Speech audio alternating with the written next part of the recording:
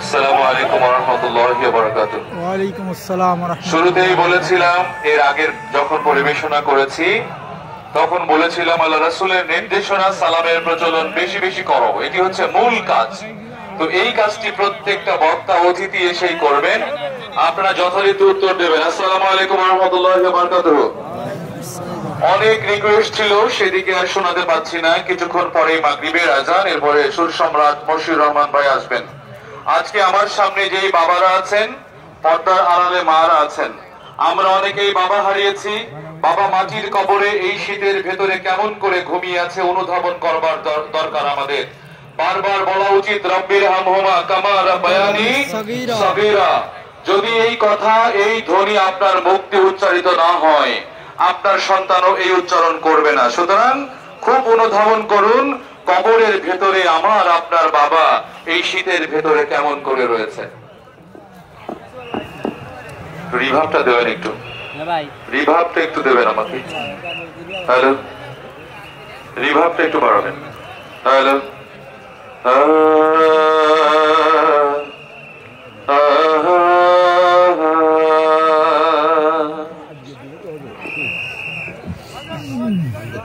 বাবা তুমি কেমন আছো,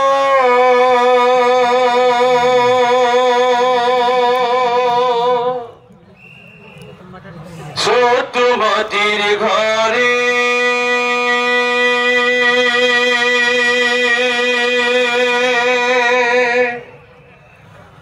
তোমার কথা হৃদয় মাঝে পড়ছে বারে বারে।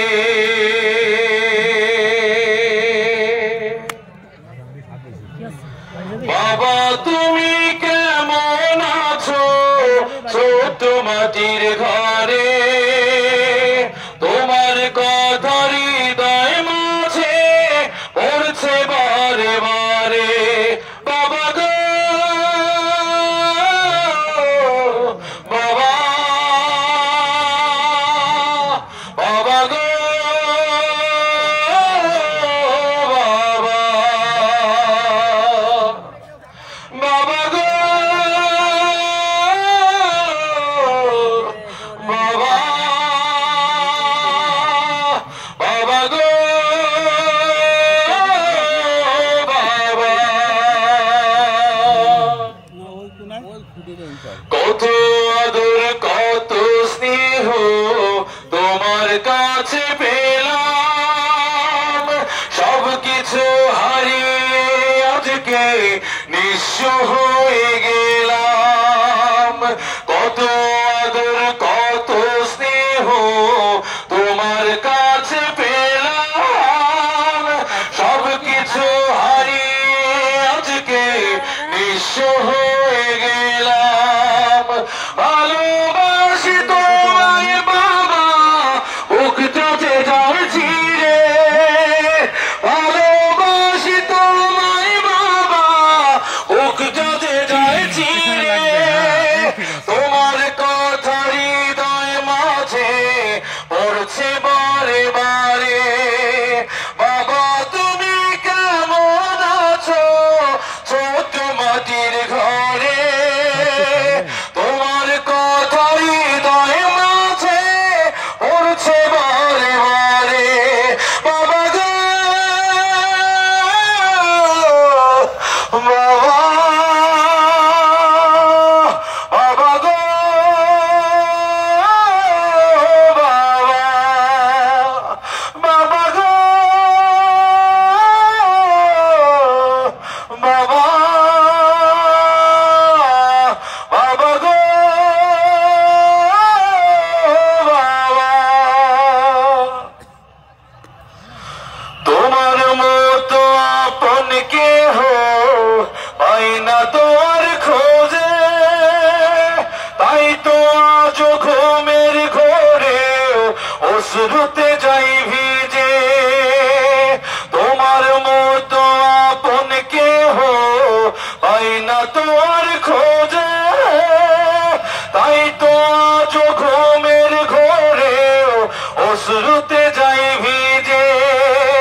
সুখে থেকো পরম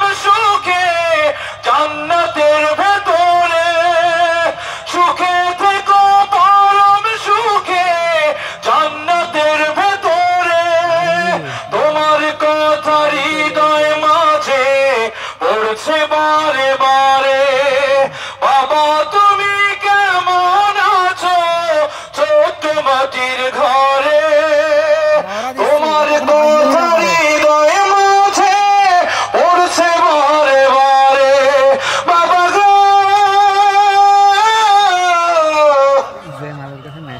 বাবা, বাবা গো